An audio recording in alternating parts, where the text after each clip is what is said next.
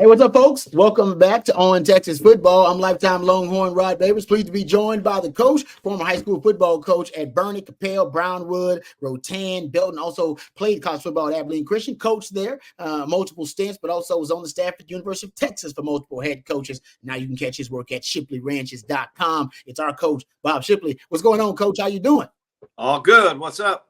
Oh, man, I'm excited, Coach. I know everybody is excited. Top 5 matchup coming for the Longhorns, one of the biggest games in the history, biggest home games in the history of Texas football. Can't wait to get your thoughts about it and get into some topics here. We just talk about general strategy against Georgia. I mean, I'm sure we won't even have enough time to get into everything, possible tendency breakers against Georgia. And then I want to get into the strategy against the opposing quarterbacks. Best quarterback the Longhorns have faced or will face probably all season long. He's one of the best in the country. He'll be drafted in the first round. What's the strategy going up against a high-level quarterback? They haven't faced one yet. And what's going to be Texas's strategy to get their quarterback going again? Quinn had a bit of a slow start versus Oklahoma. Can't really afford that versus this Georgia team. So how do you get Quinn going? How do you get him in a groove early? We'll talk about that a little bit too. But first, let me thank our wonderful sponsors of this episode of Football Theory, brought to you by our friends at MyBookie. Make sure you're in the game with MyBookie. Play any matchup, hundreds of college player props and more over at mybookie.ag. We'll give you some more details about mybookie.ag in just a second.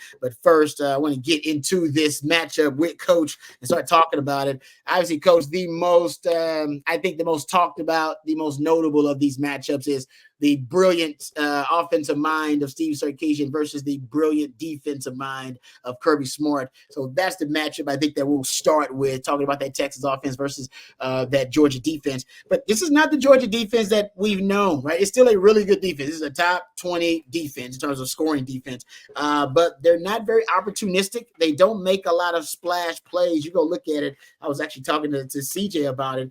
Coach, you go look at takeaways. Remember, Oklahoma was top 5 in the country in takeaways. Well, this Georgia team, they're about 111th in takeaways in the country. So they don't take away the football very much. It's still a solid defense, though. If you go look at their sacks, they're top for 65th in the country in sacks, only 11. Tackles for loss, about 55th in the country in tackles for loss. So they don't make a lot of splash plays, don't force a lot of negative plays. That's what Oklahoma did really well. Michigan had a good defense, but it was based on how stout the defensive line was. Best D-tackle duo in college football. So Georgia's good, but they don't really have a calling card. They don't really have an identity, something they do better than everybody else. They're just a really fundamentally sound defense. Even in red zone defense, they're, I think, in the 80s in red zone defense. So I think for Texas going up against Georgia, it's almost like you need to set the tone and dictate the terms and not allow Georgia to do it. Because honestly, you have, in my opinion, for Texas, I think you have more ways to influence their defense than their defense has ways to influence your offense. Yeah, I think you're exactly right. And, you know, CJ broke it down really well when he posted on OTF.com. And I think it's pretty eye-opening, especially compared to the fact that, as he said, even ranked 22nd in points per game, that's good, but not compared to, you know, the last 3 years. They were 1, 5, and 7, you know. So, but when you look at our offense and how they stack up nationally in rankings compared to Georgia's defense and how they stack up nationally ranked, certainly have to give the nod to the Texas offense. But you also, as you've already mentioned, you've got one of the best defensive minds in all of college football over there who, again, I hate to sound like a broken record, but he's not going to do what he's always done when it comes to the biggest game of the year, maybe the biggest game in the history of DKR. He's not going to sit there and do what he's done. He's going to mix it up. He's going to give us some looks we haven't seen. He's hoping that Quinn is still not comfortable in the pocket yet. And by giving him things to think about, by giving him things to confuse him possibly, he's hoping that it'll be a continuation of last week's first quarter when Quinn was just didn't seem to be, in sync. So the fact that they've got a great coach that hadn't played at the blue blood level that they've been playing, but they're still a very good defense. And again, you got the best mind one of the best minds in college football defense, or maybe in all of football. You're going to see some things, but you also have to look at what it's going to be like for Georgia. First time Kirby Smart and probably all of his players have been in DKR unless they were a transfer. So you've got to give when you look at the overall matchup, especially as you said, the Longhorn defense against the Longhorn offense against the Bulldog defense, and you look at their head coach as a defensive coach, our head coach is the offensive coach, a little bit like last week, and then you throw in probably what looks like it could be the largest crowd in the history of DKR Stadium. Yeah. And not only that, a rabid fan base that is riding the wave of momentum and excitement on the 40 acres. You've got a game that looks really good for Texas. It certainly doesn't mean anything. You got to play, as they say. It's all fun and games till you get hit in the mouth, and then we're going to see where we're at. But I have to feel pretty good about our offense matched up with their defense, as long as Quinn brings his A game. If Quinn doesn't bring his A game, we've got problems. We've got a multitude of problems. Not only are we not hitting on all cylinders and effective as we could be, the last thing you want, as you well know, Rod, is a split locker room over who the quarterback should be.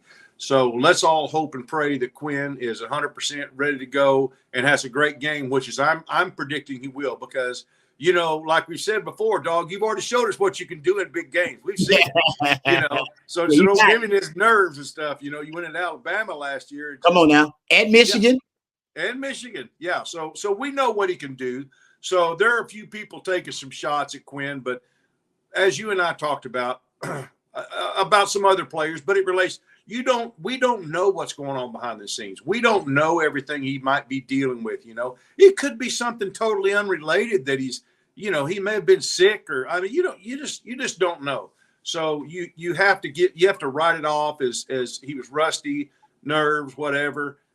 Defense throwing some things at him, because it's a very good Brent Venables defensive coordinator, basically head coach of OU and defensive coordinator. So take all that into consideration. Look at the fact that Quinn and his staff are in terms of Sark and in terms of Milwee, they're going to have him ready for this game, I believe. And I believe we'll see Quinn play one of his best 2 or 3 games he's ever played. Let's start there, because I think for one of the things that we just talked about with Georgia, they haven't created a lot of negative plays, a lot of havoc plays. I read the stat that Georgia they're blitzing more. This is the highest blitz rate they've had since Kirby Smart's been there, and I think they're trying to manufacture some of those plays they used to naturally, organically generate. They're going to come after Quinn. They're going to blitz Quinn. Yeah, they're going to come after him. They're going to blitz him. And I think that's actually good. Now, they're also going to have simulated pressures and pressure packages where they're going to bring 4 guys, just you don't know where it's coming from, and that won't be a blitz. So they'll find different ways to try to pressure him. But I think the Texas offensive line, which has allowed, I believe, 6 sacks on the season, you've allowed 1 pressure between your 2 tackles. So those guys are playing elite, All-American caliber football. But I think they're going to blitz him. And how Texas – what they do to handle the blitz, the different designs, the built-in solutions they have for the blitz, I think going to be important. Now, a lot of that is Quinn getting the ball out quickly, recognizing where the hot routes are, getting the ball out, and the Texas screen game, which is something that I think Texas wants to get. They want to get that more involved in the game plans, especially against a team like Georgia. So expect a screen game to be something that Texas utilizes early on if Georgia's bringing pressure to try to pressure Quinn, because they have been doing that all season long. It hadn't been working for them, really, but they've been bringing more pressure than they usually do with Kirby Smart. Something else to think about, Coach, you're talking about getting Quinn going. I was looking at the game from the Texas-Oklahoma game, and the only really passing concept that he seemed comfortable in the entire game, like from start to finish, was empty formation. For those who don't know, empty is when you basically vacate the backfield, only the quarterback's in the backfield, everybody else is going out for routes. He was 100% completion percentage in empty formation in that game. He was really comfortable. I went back and looked at the Georgia Alabama game, because I thought it stood out to me. I thought Alabama used a lot of empty against Georgia, and they did. They actually, Coach, They used 10 in terms of passing plays. They ran it some out of empty too with Jalen Milroe, but the passing plays, because we know Quinn's not going to run it. They had 10 passing plays out of empty formation that game, but they had an 18-yarder, a 16-yarder, another 18-yarder, had a 50-yarder, a 10-yarder, 11-yarder. They were gashing Georgia out of empty formation. And I don't know if you saw when Kirby Smart, they played Mississippi State, he ran into Van Buren on the sideline on accident. He was trying to get to his defensive coordinator and ran into him. So he apologized in the postgame. But in the apology, coach, I caught something. When he was apologizing, he said, I wasn't yelling at the refs. Everybody thought I was yelling at the officials. I wasn't. I was yelling at my defensive coordinator. He said, because we were in the wrong personnel grouping out of empty formation.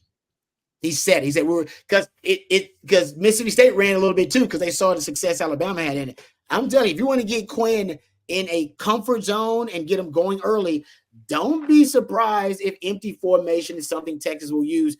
You can say it's a tendency breaker, but they've used empty formation since Sark has been there. And if you go back all the way, all the games Quinn has played this year, coach, and the games the last 3 games of last season, his empty completion percentage is over 80%. His explosive play rate out of empty, nearly 30%. First down rate is over 50%. You're averaging over 10 yards per attempt.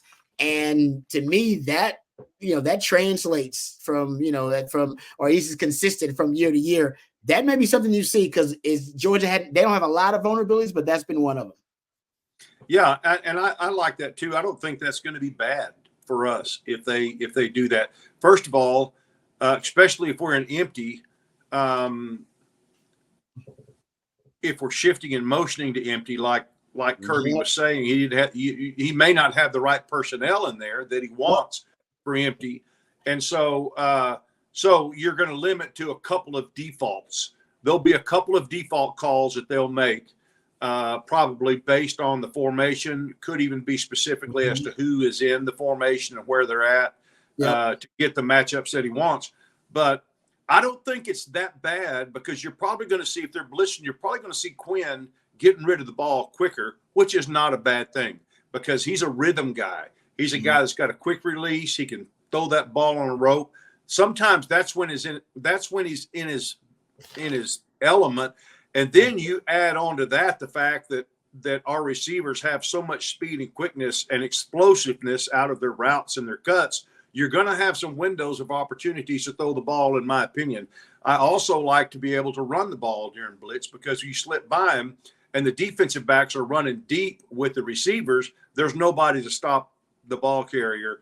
If it's truly run and our receivers are able to run them off deep and you can break through and find a gap, which I think we have the guys that can do that. You can rip off some pretty nice running plays against a blitzing defense too. If you time it just right, you might get hit a couple of times, in the mouth, but it's a gamble. But if you can hit it just right, I don't think that would hurt us. I think that would be okay for us. But I want to kind of go back and refine something I said about Kirby Smart and his defense. I remember Nick Saban when we played them in 2009 in the national championship. And I remember Greg Davis having a conversation with Greg Davis in California before the game and just talking ball with him. And he said, Nick Saban is one of the best. He does what he does. He has so much confidence in what he does that he's not going to change it up for us or for anybody else. Because and that's why the game plan we went into that game, I never have heard specifically exactly what it was, but I've had probably a half dozen players and staff say they played into our hands perfectly. They were doing exactly what we thought. Alabama, right? Alabama. Yep. Mm-hmm. They played into our. We knew exactly what they were going to do. They were so good at what they did. They weren't changing it up for anybody. Now, since then, Nick Saban has learned that he can't do that, and he's had to make some changes. But you have to realize, in my opinion, that's what Kirby Smart comes from.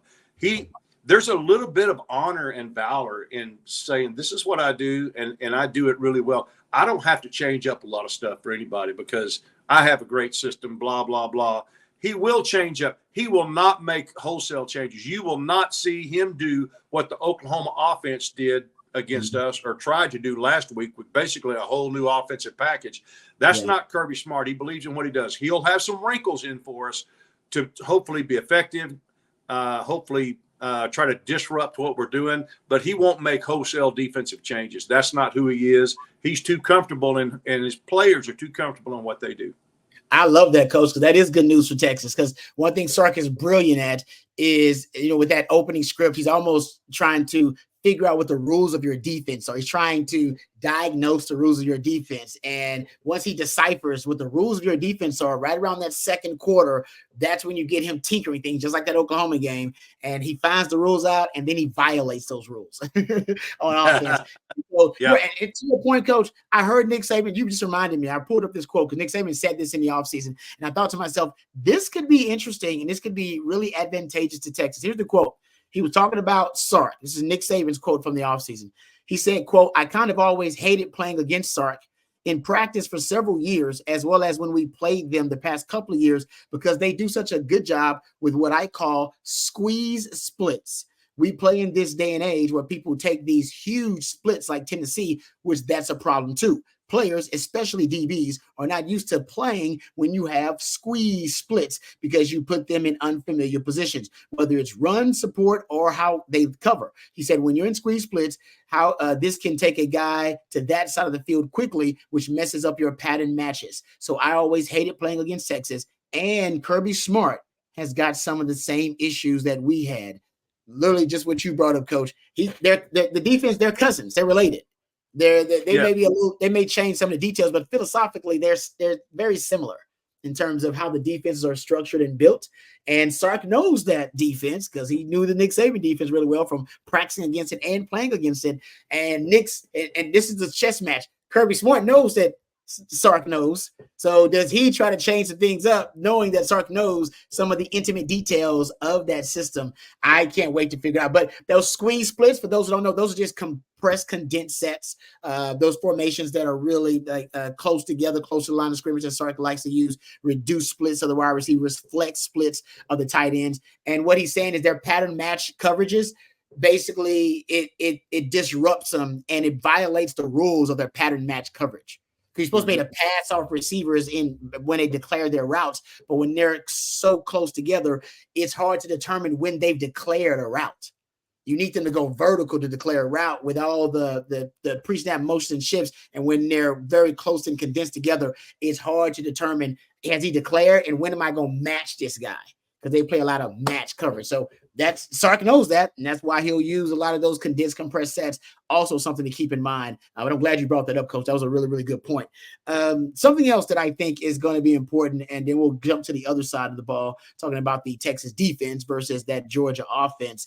Another way I think for Texas in this particular matchup, to get an upper hand on Kirby Smart in that defense. Kirby Smart often talks about defending RPO. Sark says his offense is an RPO-based offense, meaning RPO-based passing game. That's a big part of it. He actually has a fake RPO that he's described in coaching clinics, that it looks like an RPO, feels like an RPO, but it's actually not. It's almost basically a play-action pass. They're trying to give off the impression to the defense that it's an RPO. And why does he do that?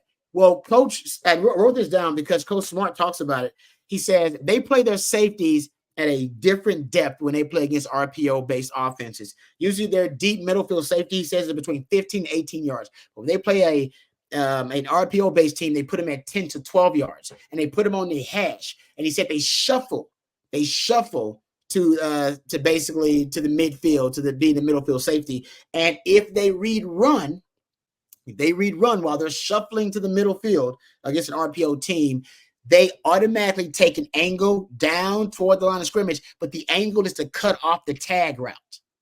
So instead of just going straight down to go, be a force run defender and opening up a void where he's going to throw that tag right behind you, that skinny post or that glance route, they tell their safety to take a route, like basically your trajectory, your angle should be through the pathway of that tag route or that glance. And then you go through the glance, and if he's going to throw it, you'll be right in that window, or you'll be closer there to make the tackle rather than him having space. And then you go to your run force through that kind of trajectory. It was very interesting, but I thought to myself, that is brilliant, by the way, because he's a brilliant defensive mind. So you don't have so much space. You can compress that space that those glance routes open up in the RPO game. But also, if you're Sark, and you know this, which I'm sure Sark knows it, you can set that safety up. Oh, absolutely. Pump and go straight up, baby. Yeah. I mean, I thought as soon as you're telling the story, I know exactly what I'm doing. I'm on a pump and I'm sitting vertical and just lay it up over the safety. Let your guy run under. Yes. Yeah. The perfect wingo or bond pass, right? Just like you go to the tag and then you can fake the RPO, but actually you're going up top. So just keep have your receiver pivot. Yeah. Your receiver's breaking inside. Have him pivot back out. I mean, there's different ways to do it, but it's just fun. Chess. It's chess. Is all it is. It's just chess on a football field. And it's going to be a lot of fun. I never really liked the condensed formations as a coach, but I wasn't thinking on the level Sark was thinking. Obviously, I was way down on the first floor and he was up on the high rise.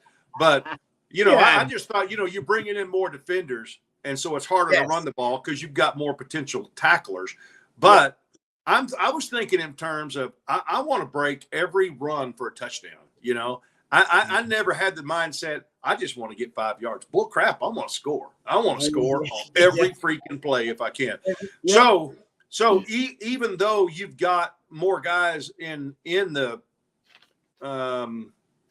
formation, sometimes I've seen Sark go ahead and because they're not really sure if it's going to be a pass or not, the defense sometimes is not quite as aggressive, waiting to see whether it's going to be a drop back pass, play action pass, or a run. But you can get some pretty good movement off that and get 5 or 6 yards. And then if you do break through, you don't have DBs, real deep or whatever.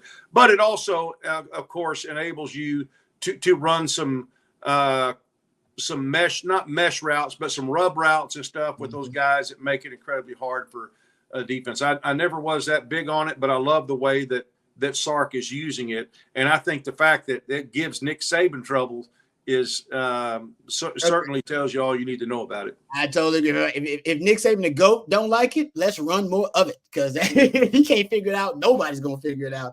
One other thing on this matchup, Coach, before you jump to the other side of the ball, you want to stay out of 3rd and long against Alabama. You want to stay out 3rd and long period against anybody. They were 3rd and long way too often early versus Oklahoma. Remember, Sark said that was their big issue. They were in 3rd and manageable enough. They were in 3rd and long. They run a rabbit package, a dime package. Texas has their NASCAR dime. They run on defense when they're defending 3rd and long. Well, Georgia has a rabbit dime. They break out they put some of their best passers on the field, also put a lot of linebackers on the field. You don't want to be going up against that. That is a nasty package. I really like that group. It's a ton of athletes on the field there. So that's one thing to keep in mind. And also, I watched that Mississippi State game, the Georgia-Mississippi State game. And one of the things that Mississippi State had a lot of success on was targeting players in motion. They did a lot of, and this is something that we talked about in that Alabama game. Alabama surprised They surprised Georgia running a lot of empty formation. I think prior to that game, they had run empty formation on like 9 plays, but they ran them 9 plays in 3 games. They ran it 14 plays against Georgia in that game. They also shifted more than they usually do in that matchup. Washington's coach, former coach Kevin DeBoer, but Alabama going into that game, they only had 7 shifts in their first 3 games, but they had 16 shifts in that game versus Georgia, 56% success rate on plays where they had shifts. I watched the Mississippi State game and recognized that there were a lot of times they put a player in motion and they targeted that player, what I call targets to motion, and they were really successful. They had a 72-yard bomb on a target to motion. They had a PI on a target to motion, a 13-yard gain on a target to motion. It's one of Sark's conceptual signatures, targeting players who are in motion prior to the snap, at the time of the snap. If it's something that Georgia has a problem with, that's something you might want to watch for too. Right this season, Texas completing damn near 80% of their passes when they target a player who was in motion prior to the snap, at the time of the snap, damn near 30% first down, touchdown rate, and almost over 9 yards per attempt. That's something to watch too. It seems like Georgia, when they identify that guy, that maybe it changes the rules on defense for them a little bit, and maybe opens up some things structurally for Texas or schematically as well. All right, jumping to the other side of the ball, Coach. The Georgia offense versus the Texas defense. But I told you before the season started that the number 1 defense in the country will be on display in that Texas-Georgia game. We'd have assumed that it was Georgia. It ain't. It's the Texas Longhorns. But I want to get to this. I didn't realize Carson Beck. Now, Carson Beck's a really good quarterback, best quarterback Texas is going to face. And he actually throws the football downfield. Most of the teams that Texas played, they do not throw the football downfield. I actually looked up a stat. If you look up the teams with the with the most passing plays of 20-plus yards. I didn't even realize this, Coach, but Georgia's in the top 5. Matter of fact, Georgia's actually number 3. They're number 3 in the country in pass plays of 20-plus yards. They're number 3 in the country in pass plays of 30-plus yards. They throw the football downfield. Now, to show you, kind of give you context about how few teams Texas has played that can throw the football downfield. If you look at teams with the fewest passing plays of 20-plus yards, the bottom 5, Michigan, Oklahoma, Iowa, Old Dominion, and ULM. So 3 of the bottom 5 worst passing offenses in the country, arguably, Texas played them. So Texas is an elite defense. I believe that, but they also have not been tested like they will be tested versus Carson Beck and the Georgia offense. Yeah, I think that's a good point. And I think it's a situation where, when you're looking at people that throw the ball down the field, you want your defense to be disruptive. Whether it's on the defensive line, whether it's receivers maybe trying to reroute, the DBs trying to reroute the receivers. You want to disrupt somehow what they're doing instead of letting Carson just go back and have all the time he wants and throw it over our heads. I think it's going to be a good test for our defense because, as you said, we haven't seen that yet.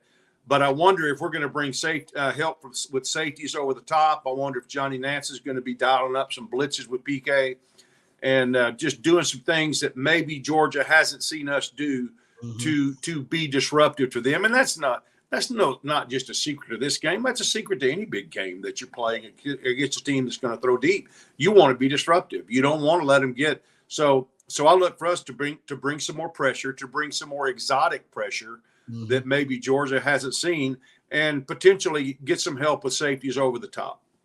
Yep, I agree. I mean, Georgia's rushing attack, not very formidable. They're in the 90s in rushing yards per game. If you go look at yards per rush, they're in the 60s in yards per rush. It's really Carson Beck, the highest level quarterback that Kirby Smart's had, and he's making some plays out there. He's able to manipulate defenders with his eyes. He's able to maneuver in the pocket really well. And I went back and looked at, he's got 6 touchdowns and 1 interception throwing the ball 20-plus yards down the field, throwing it deep. That is the most touchdowns and the fewest interceptions for any level of the field he targets. So he's got more interceptions throwing deep, more touchdowns, interceptions, and fewer interceptions throwing deep than he's got throwing to the short level of the field or the mid level of the field. So intermediate area of the field, I should say. So he's really a precision deep ball thrower. Texas has not seen it. I think that'll be big in this matchup. And also, how are you going to pressure him? You just brought it up, Coach. Maybe you should switch it up. You had your highest blitz rate of the season versus Michael Hawkins. What is that going to look like? How are you going to pressure Carson Beck? I would like to see them get exotic, maybe not blitz too much, but get exotic because he's really good versus the blitz, by the way. He's one of the best quarterbacks in the country versus the blitz. Maybe with Colin Simmons and Anthony Hill, moving those guys around with some really innovative packages. We saw Colin Simmons at the middle linebacker last game. We saw both of them, Anthony Hill and Simmons, on the edge last game versus Oklahoma. I think I want to see a little bit more of that in this contest. So, all right, there you go. That's our breakdown of it from our football theory. And let me thank our good friends at MyBookie before we get out of here. Our good friends at MyBookie, folks, they're allowing you this year to take advantage of some great opportunities. They're celebrating their 10-year anniversary, by the way. And with all the excitement of this season, make sure you're in the game with MyBookie. You can bet any matchup, hundreds of college player props, and take advantage of weekly risk-free bets. The best part is you can do it all anytime, anywhere, straight from your phone. Visit mybookie.ag and use the promo code ONTexas to get started. It's MyBookie's 10-year anniversary, so they're rolling out the red carpet for each and every one of you. You can bet big and bet confidently with risk-free Thursdays. If your boosted bet doesn't hit, you'll get your money back weekly. No sweat, win-win bets all season long. And sign up right now. Use the code ONTexas to cash in on a double deposit bonus. It's a no-brainer. Double the cash in your account before you even place your first bet. But don't wait. It's only available for a limited time only. For those of you who've been playing with MyBookie for quite a while, they've got a special gift for you, a brand new loyalty rewards program in MyBookie Plus. It's simple. The more you play, the more you earn. And as you progress through the tiers, you can unlock exclusive promotions, epic giveaways, and cash back in your account. That's mybookie.ag. ONTEXASFOOTBALL.ag. Use the code ONTEXAS to get that double deposit bonus, and also check out MyBookie Plus. Coach, thank you for all of the wisdom and the insight. Appreciate it as always. Always a smarter football theorist after I do the show with you. Thank you for everybody out there for listening and for watching. Thanks to Matthew behind the scenes. Thank you to our good friends over at MyBookie, and join us for the next Football Theory. Hopefully, we're talking about a Longhorn victory. Until next time, hook 'em horns.